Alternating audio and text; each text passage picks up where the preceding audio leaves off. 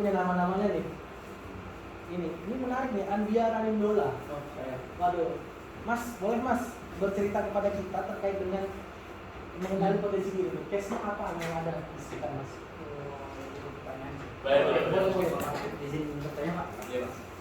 Jadi gini, kan dari 4 sifat tadi ya, dominan, ya itu kan. Pernah nggak Bapak ngadapin kasus bawahnya yang dominan gitu? Yang Terus apa yang bisa kita lakukan?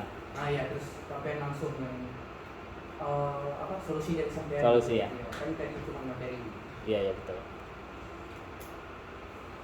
Nah, Kan keras kepala tuh dalam banyak. Kan di bawah kita kepala kan. Iya, begitu lah Pak. Kegiatannya di situ di bawah. Kalau ini cuma seperti itu merasa lebih ya bisa ngerti karena pengalaman sudah ada duluan terus kita masuk ke kesan itu kita kalah lah. kayaknya banyak ya. Iya.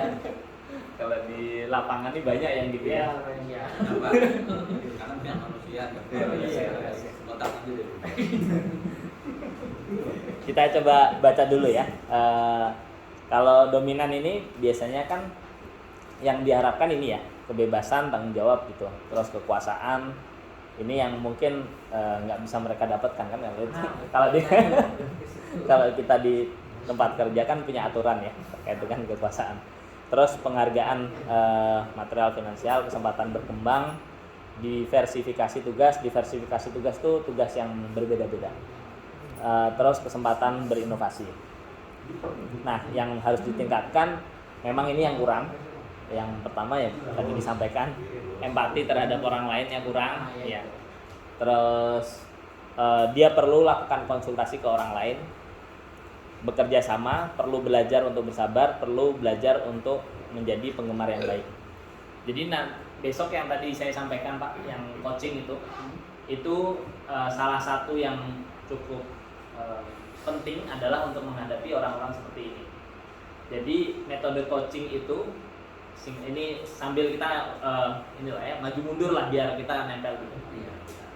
Jadi metode coaching itu metode yang kita tidak direktif, yang tidak ngatur. Jadi nanti si orang ini kita dilatih untuk menjadi seperti active mirroring. Jadi dia ngaca ke diri dia sendiri, kita nanya, kita mancing tentang apa yang mau dia sampaikan, apa yang dia pikirkan, apa yang dia hadapi gitu ya. Dan bagaimana cara dia mensolusikan masalah dia. Jadi dia akan mensolusikan masalah dia sendiri. Nah, kita sebagai atasan seperti kaca aja. Kita membantu, kalau dia nggak bisa ngaca ya kita bantu dia ngaca lah gitu. Dengan cara yang sehalus mungkin. Jadi dia akan mensolusikan masalah dia sendiri. Nah, tapi memang perlu dipahami, dia juga perlu paham bahwa orang-orang dominan sini perlu paham bahwa ada aturan. Ada hal-hal yang dia bisa lakukan, ada hal-hal yang bukan wewenang dia untuk melakukan itu. Nah, terkait wewenang ini yang memang seringkali PR Pak untuk dominan sini. Apakah saya pernah? Ya pasti pernah. Pernah banget dan ngeselin banget lah. Iya. Ngeselin banget. Jadi yang masalah gini sebetulnya di sisi wewenang itu. Jadi kalau aturan mana yang kalau dia mau melakukan sesuatu itu boleh atau tidak, itu yang perlu digarisbawahi dulu. Nah, selama itu masih di dalam koridor boleh, kita kasih wewenang Pak, kita kasih kesempatan itu kita kasih. Karena dia perlu mikir, pikirannya perlu jalan. Kalau nggak jalan, dia ngaco Pak nanti. Bahasa gampangnya gitu lah. Nah, wewenang ini tidak hanya rules itu tidak hanya terkait apa yang boleh dia lakukan, apa yang tidak boleh dia lakukan, tapi juga apa yang boleh dikatakan dan apa yang nggak boleh dia katakan. Ini di tahapan-tahapan tertentu perlu dia pahami, perlu kita ajari untuk dia paham. Bahwa misalnya kalau ada yang nanya misalnya gitu ya, Pak saya mau melakukan sesuatu, boleh nggak sih gitu. Nah, dia ini di level tertentu tidak boleh jawab, tidak boleh ikut jawab gitu kan Pak ya. Kalau apalagi kalau kita di set kan harus clear tuh siapa yang boleh, siapa yang bisa mengatakan boleh atau bisa mengatakan tidak bisa mengatakan boleh kan gitu ya. Itu kan pasti ada level-levelnya. Nah itu orang-orang dominan sini perlu paham bahwa ya memang aturannya begitu, di level tertentu itu lah yang boleh mengatakan bisa atau tidak apa yang harus dilakukan gitu. Tapi di dalam kotak tertentu dia bebas lakukan yang dia mau lakukan gitu. Ya misalnya versi paling gampang cara duduk, selama dia di kursi dia boleh duduk sini, boleh ini lah, misalnya gitu kira-kira. Nah itu kita sebagai atasan juga perlu paham itu. Dan si anak buah kita memang memerlukan itu, biasanya memerlukan ruang space itu. Tapi harus dipahami Pak, bahwa manusia ini seperti koin kalau istilah saya ya. Ya kalau dia dari sisi baik, dari sisi buruk, ada sisi baik, ada sisi baik, ada sisi buruk terhadap kemampuan yang dia miliki. Biasanya yang dominance ini cenderung cerdas Pak orangnya. Cenderung dia ini apa ya, concise itu tepat. Kalau kita kasih tugas dan dia mau, dia tepat lakukan itu. Banyak juga Pak orang yang kita kasih tugas nih, nanti gini ya, dia paham iya gitu ya. Tapi pas pelaksanaannya ternyata salah. Dia salah paham nih ternyata gitu. Itu sering juga ya kayak gitu. Nah, dominance sering kali nggak begitu. Ya. Ada yang gitu. Nah, dominance sering kali biasanya dia memang cenderung cerdas dan dia bisa concise itu tepat lah gitu. Ya, kalau ini tepat. Nanti termasuk dalam proses itu si dominance ini cenderung cari solusi terhadap target ini. Jadi misalnya katakanlah ya lari gitu ya, atau perjalanan gitu ya. Katakanlah ada driver yang dominance ya, perjalanan dari sini sampai bandara di target 2 jam 45 menit.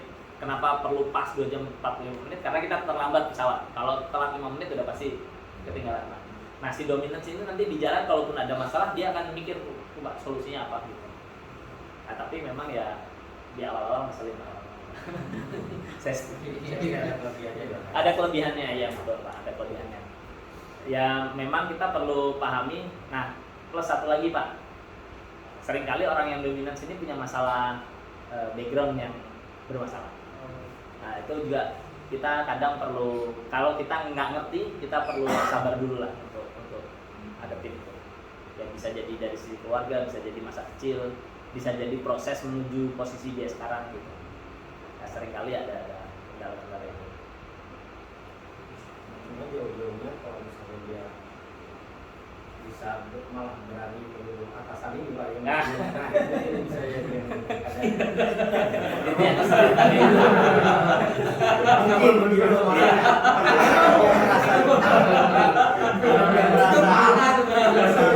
bisa berlebihan gitu Mas. Iya. Karena merasa sudah lepas gitu. Iya. Makanya harus dikotakin sih Pak. Harus dikasih tahu aturannya boleh hanya sampai situ. Nggak boleh lebih. Ya, harus tegas. Oke, bos harus lah.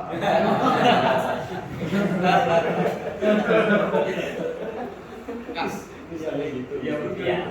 Karena bagi jadi lapangan dan sudah expert dia pasti udah paham. Iya.